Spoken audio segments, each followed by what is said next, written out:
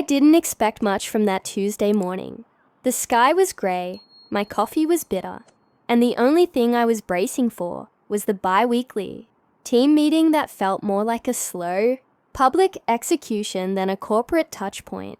But what started as just another miserable day in my monotonous job spiraled into something no one, including me, ever saw coming. I walked into the 16th floor conference room, precisely at 8:59 a.m. Like always, not too early to seem over-eager, but never late enough to give anyone the satisfaction of calling me out. I took my usual seat near the corner, close to the window, but far enough to avoid direct fire from Mark, our middle manager, with a god complex and a love for crushing ideas under his steel-toed ego. This meeting wasn't supposed to be about me. I was just going to present a pitch deck, something I'd spent 2 weekends and several midnight hours crafting. My presentation was about streamlining our client onboarding process, something that had long been broken, but no one wanted to touch because it required effort and vision. 2 things in short supply around here. As I waited for my turn, I watched the same office politics unfold. Carol solely undermining Susan with her backhanded compliments, James nodding vigorously at anything Marx said as if his next paycheck depended on it. And it probably did. I sat there, quiet, flipping through my notes one last time, reminding myself to breathe, stay composed, and speak with conviction. Finally, my name was called.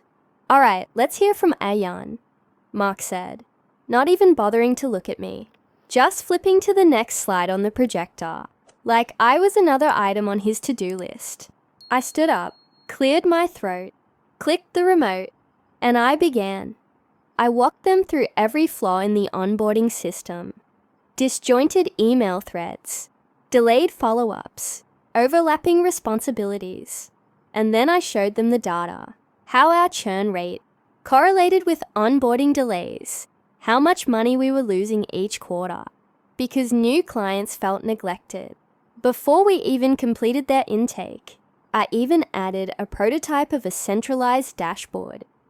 I coded myself using spare hours. I scraped together over evenings and weekends. I wrapped it all with a clean call to action. Just a pilot test.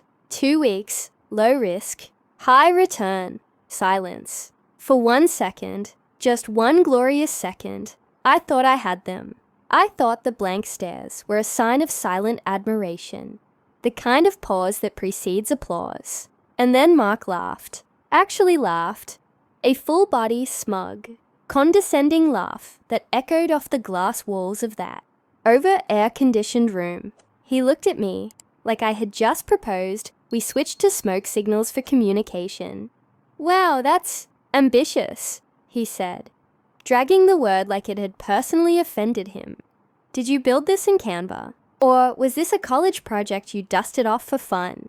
A couple of people chuckled. James, predictably. Carol smirked into her coffee cup. Even Susan, who I thought might have my back, avoided eye contact. "I'm just saying," Mark continued, addressing the room now, not even me.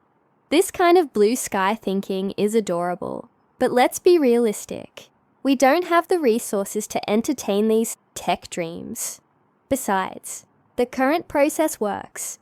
I opened my mouth to respond, to fight back, but I froze. Something about being laughed at by the same people who'd ignored every email I sent, who never stayed past 5 p.m., who treated innovation like a dirty word.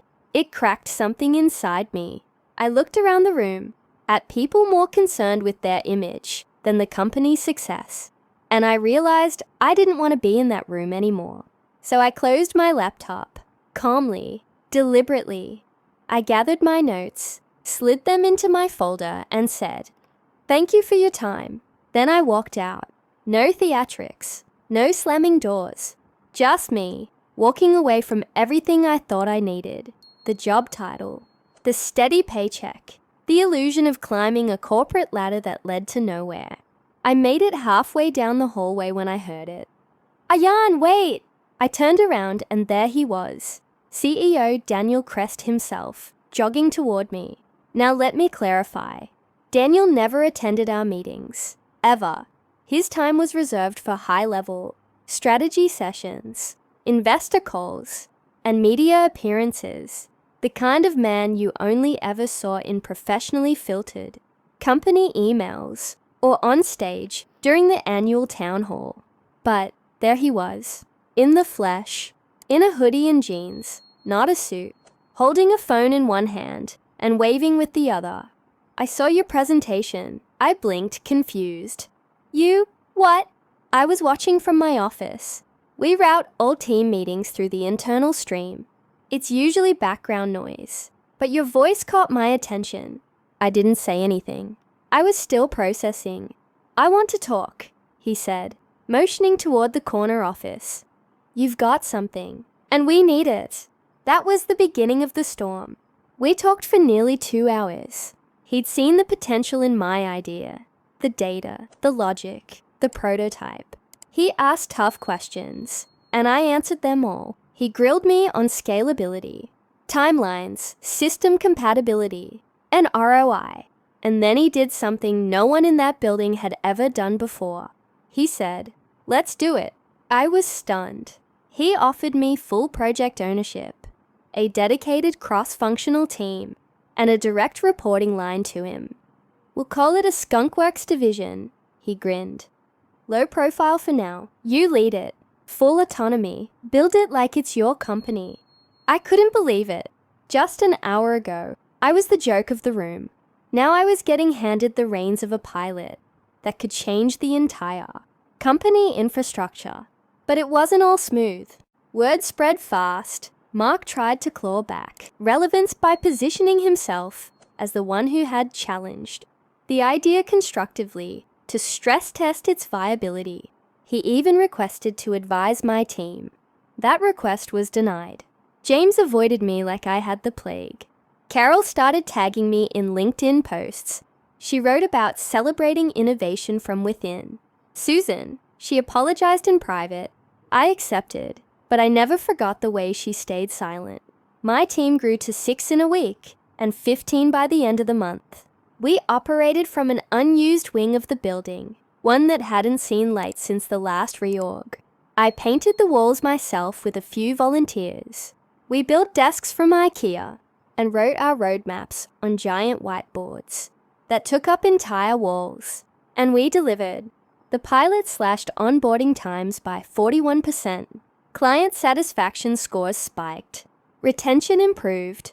And once the numbers went public during the quarterly earnings call, everything changed. I was on stage at the next all hands.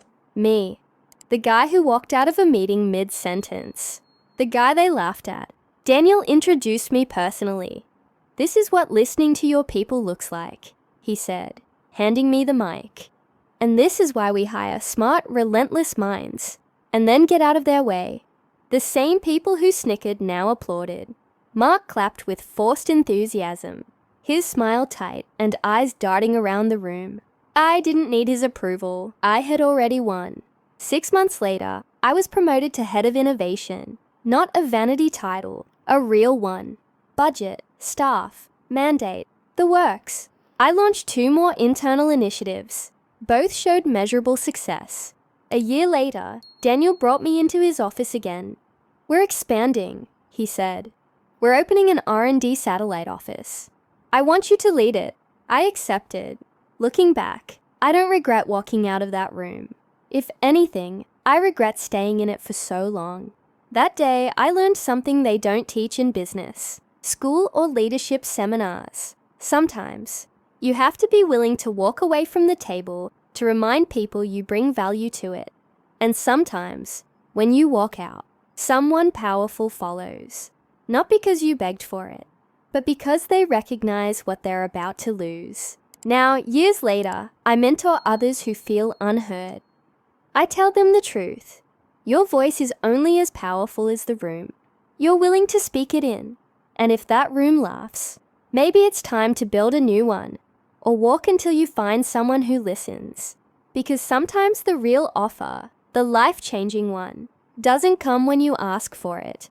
It comes when you refuse to settle, and someone finally realizes they almost let something priceless walk away.